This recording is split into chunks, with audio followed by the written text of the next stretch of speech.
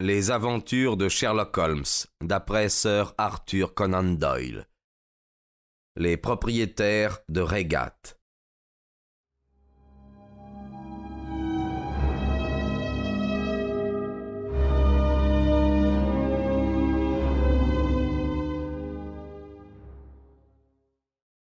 Au printemps de 1887, la santé de mon ami M. Sherlock Holmes s'était trouvée ébranlée par un surmenage excessif. L'affaire de la compagnie de Hollande et Sumatra et les projets fantastiques du baron Maupertuis sont encore trop présents à la mémoire du public et trop intimement liés à de délicats problèmes politiques et de finances pour trouver place dans cette galerie de croquis.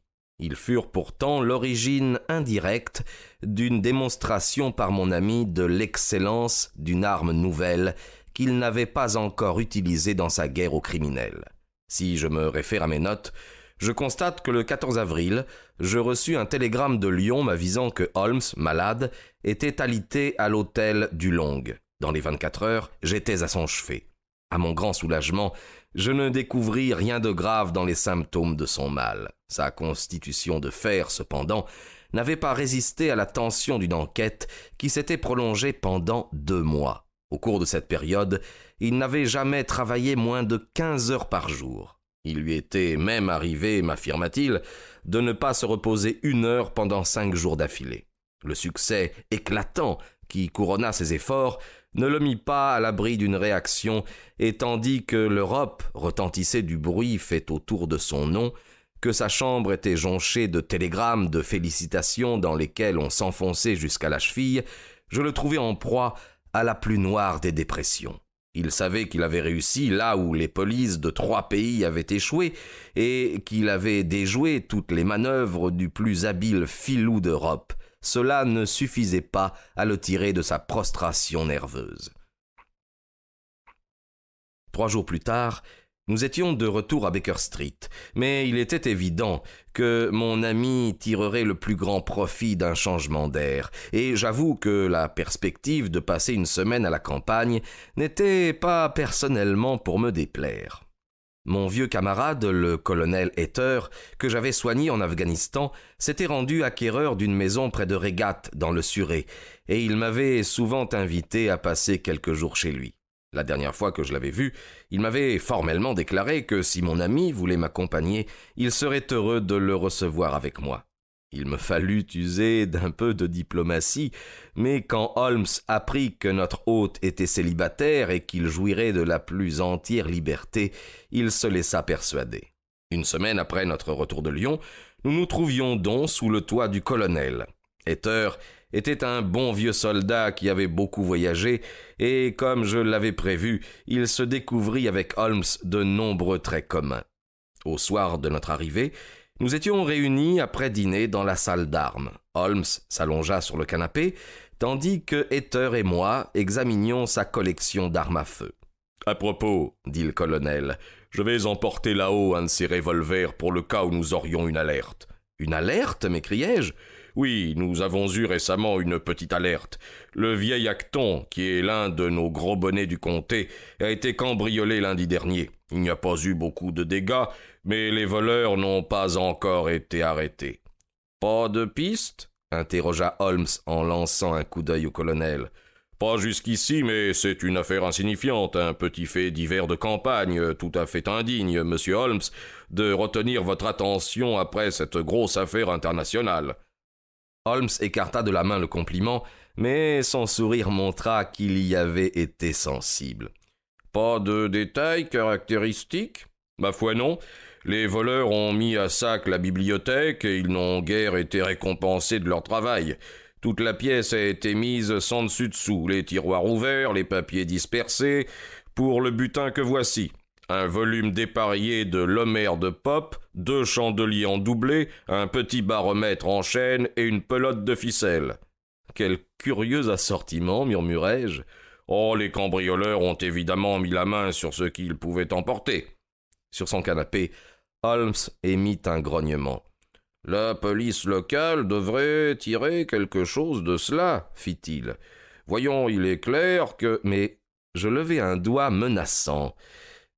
« Vous êtes ici pour vous reposer, mon cher.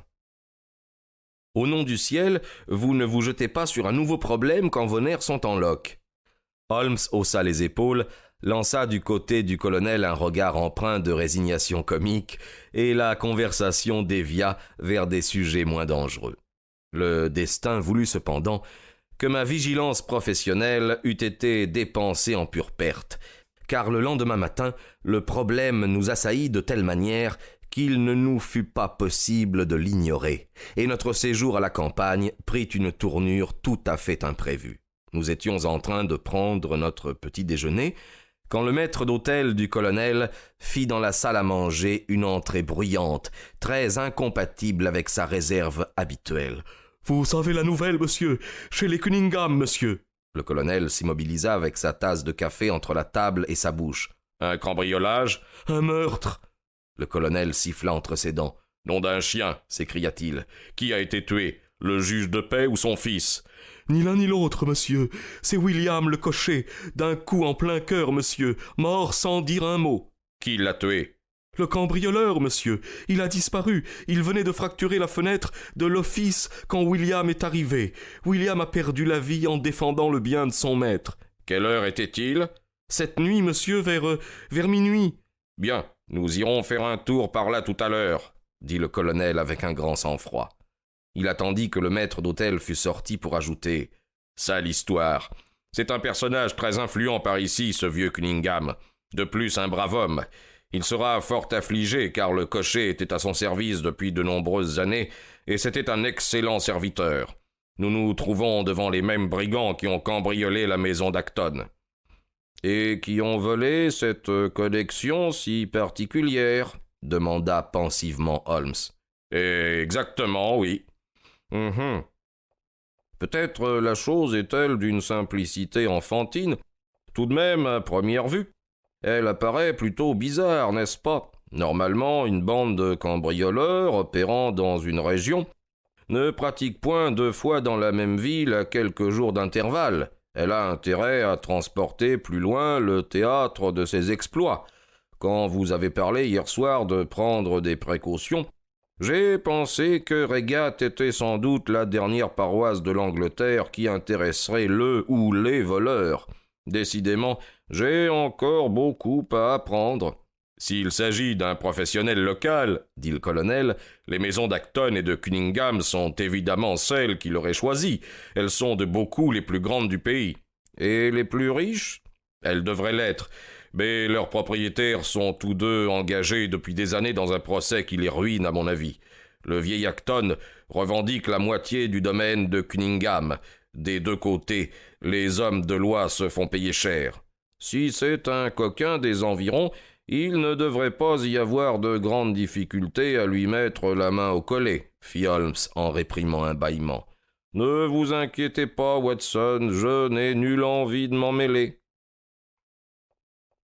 L'inspecteur Forrester, monsieur, annonça le maître d'hôtel en ouvrant la porte. Le représentant de la police officielle, jeune, présentant bien, l'œil vif, pénétra dans la pièce. « Bonjour, colonel. J'espère que je ne vous dérange pas trop. Mais nous avons appris que M. Holmes de Baker Street se trouvait ici. » Le colonel désigna mon ami, l'inspecteur s'inclina. « Nous avons pensé, M. Holmes, que peut-être vous voudriez bien faire quelques pas avec moi. »« Le sort est contre vous, Watson !» s'écria Holmes en riant. « Nous étions en train de discuter de l'affaire quand vous êtes entré. Inspecteur, consentirez-vous à nous donner quelques détails ?» Quand je le vis s'adosser contre la chaise dans l'une de ses attitudes favorites, je compris que le cas était désespéré. Nous n'avions aucun indice dans l'affaire Acton, mais ici nous avons de quoi marcher, et sans aucun doute, dans les 2 affaires, il s'agit de la même bande. L'homme a été vu. « Ah ! Oui, monsieur, mais il a détalé comme un daim après avoir tiré le coup de feu qui a tué net le pauvre William. Monsieur Cunningham l'a vu de la fenêtre de sa chambre et monsieur Alec Cunningham l'a vu de la porte de service. Il était minuit moins le quart quand l'alerte a été donnée. Monsieur Cunningham venait de se mettre au lit et monsieur Alec, en robe de chambre, fumait une pipe. Tous deux ont entendu William le cocher appeler au secours, et M. Halleck est descendu 4 à 4 pour voir ce qui se passait. La porte de service était ouverte. Quand il arriva au bas des marches, il vit 2 hommes qui se battaient dehors. L'un des 2 hommes tira un coup de feu, l'autre tomba. Le meurtrier se rua dans le jardin et escalada la haie. M. Cunningham, de la fenêtre de sa chambre, aperçut le bandit quand il atteignit la route, mais il le perdit de vue presque immédiatement. M. Halleck s'arrêta pour regarder s'il pouvait porter secours au mourant, si bien que le meurtrier put s'échapper. En dehors du fait qu'il était de taille moyenne et vêtu d'étoffes sombres, nous n'avons pas d'autre indication particulière, mais nous nous livrons à une enquête serrée, et s'il est étranger au pays, nous le trouverons bientôt. Que faisait là ce William? A-t-il dit quelque chose avant de mourir? Pas un mot. Il habite avec sa mère à la loge du concierge. Oh, c'était un serviteur très dévoué. Aussi pensons-nous qu'il s'était dirigé vers la maison pour voir si tout était normal. Vous comprenez, l'affaire Acton avait alerté tout le pays. Le cambrioleur venait de forcer la porte de service. La serrure a été effectivement forcée quand William lui est tombé dessus. Est-ce que William a dit quelque chose à sa mère avant de sortir? Elle est très vieille et sourde. Impossible d'obtenir d'elle le moindre renseignement. Le choc de la mort de son fils l'a assommée, mais je crois qu'elle n'a jamais été très vive d'esprit. Cependant, il y a un élément extrêmement important. Tenez, regardez. Il tira de son carnet de notes un petit morceau de papier déchiré et il l'étala sur son genou.